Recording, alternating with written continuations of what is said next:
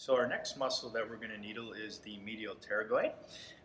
It's located underneath the jawbone, and one of the ways that I explain it to patients, and I'll explain it to Austin here, is kind of like basically a hamburger. The masseter muscle is the top of the bun.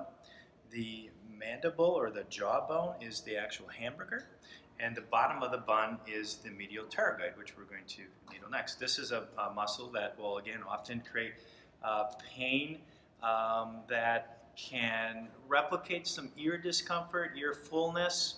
So it's one that we, when we're doing our history, if patients are describing some ear issues that are involved, that's a muscle that we want to palpate, find the trigger points. We can palpate it internally, which I'm not going to show you, as well as trying to come up underneath there, and usually it'll be tender to the patient. Okay, so when we needle, we come and basically hit the corner of the jawbone, called the mandible, and we're going to come up underneath and basically redirect the needle up towards the bone, which will actually hit the medial pterygoid muscle.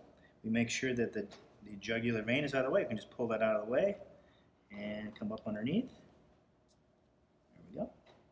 And as we needle that, patients may feel an actual sense of pain or recreation of their symptoms in that ear.